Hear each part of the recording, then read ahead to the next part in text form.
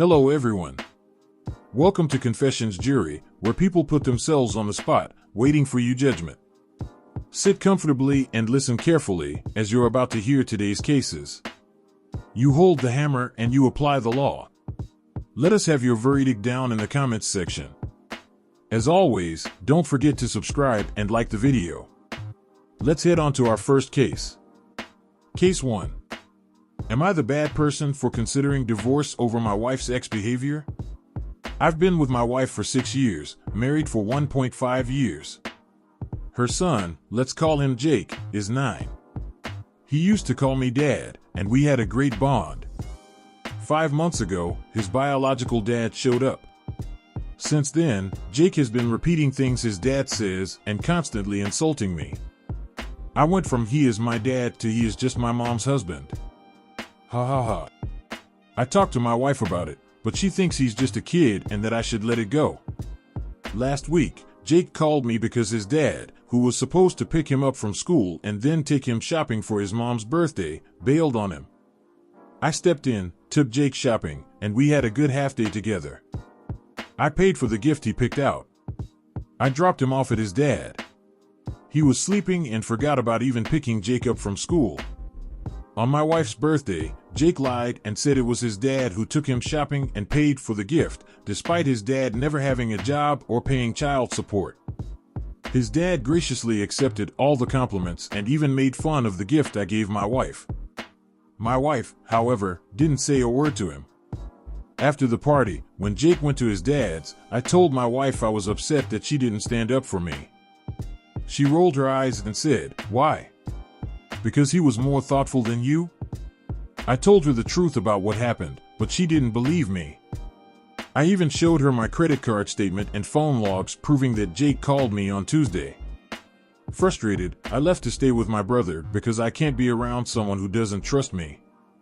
Here's the thing, my brother thinks I'm right. My mother-in-law has messaged me a million times, saying it's a misunderstanding and that I'm overreacting. My wife hasn't apologized.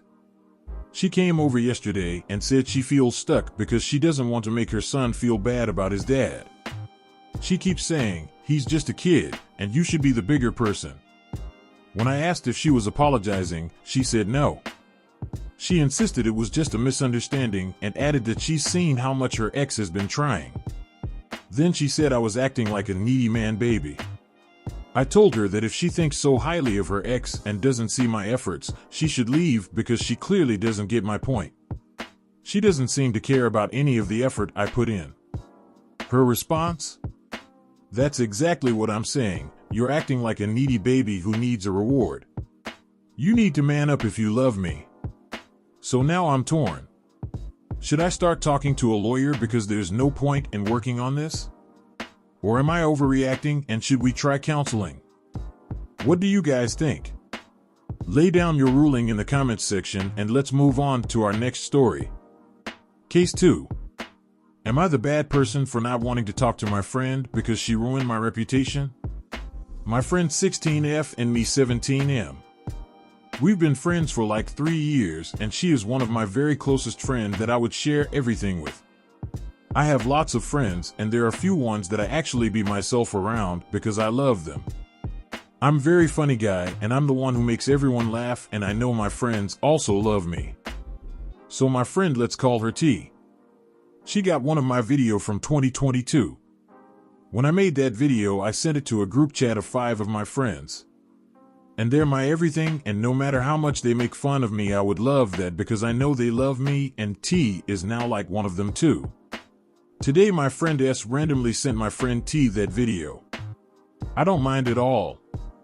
I didn't know they shared the video to each other. And I don't mind because T is now one of my best friend. I won't mind no matter what she sees of me. In these 2 years, none of my friends, from that group chat, posted that video because they know it'd make me a joke to everyone. Because only I openly be myself around them and no one. So what T did, she posted that video on her IG story. And I didn't know that. I was out.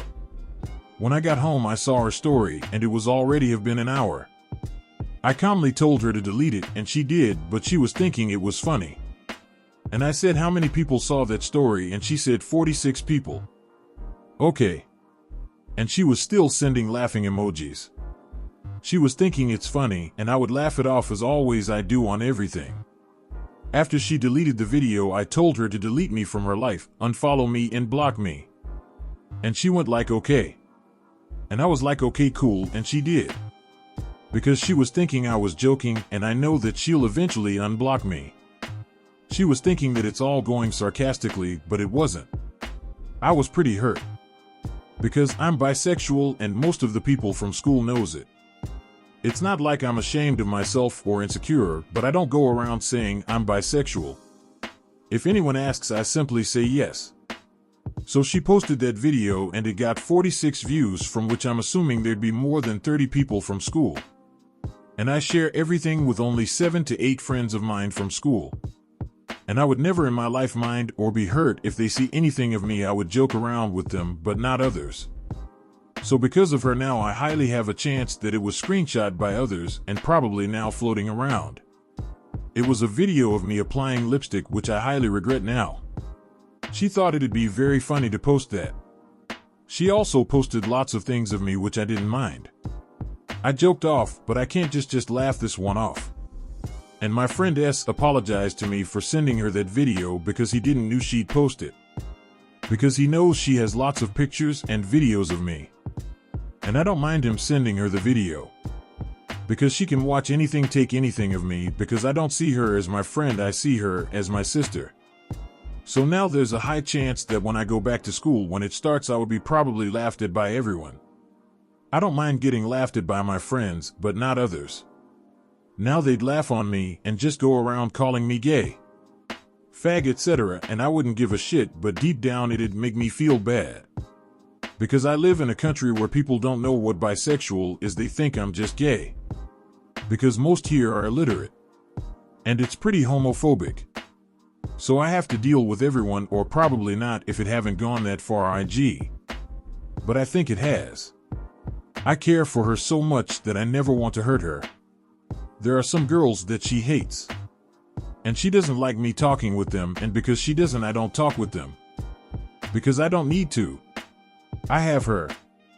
But she did it wrong today.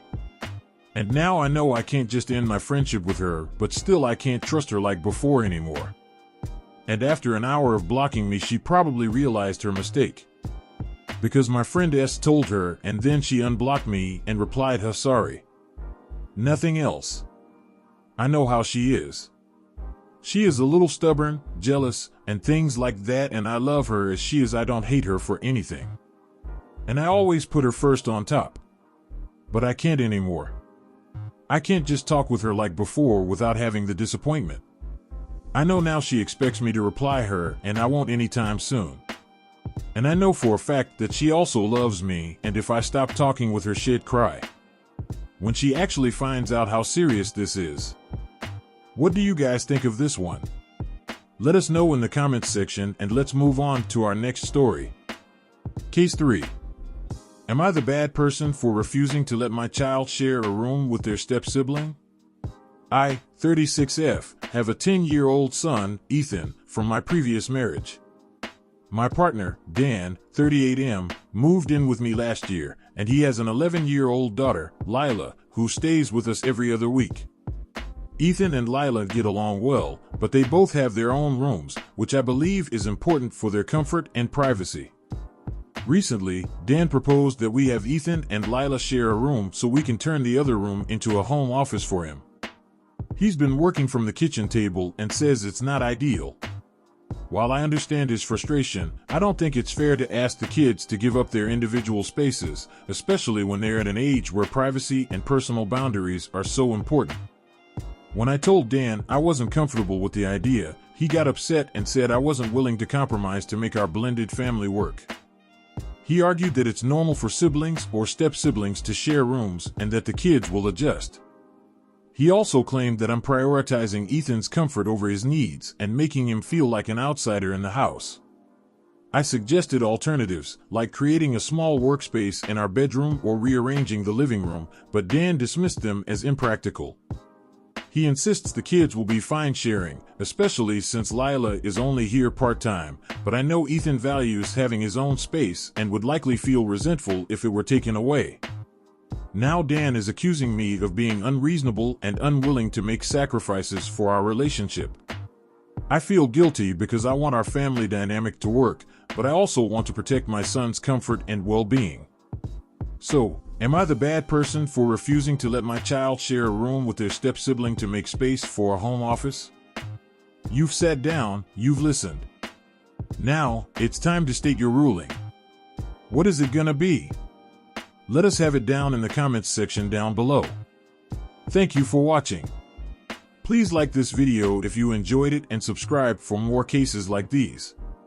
In life, we may run, but we can never hide from true justice. Stay safe, everyone.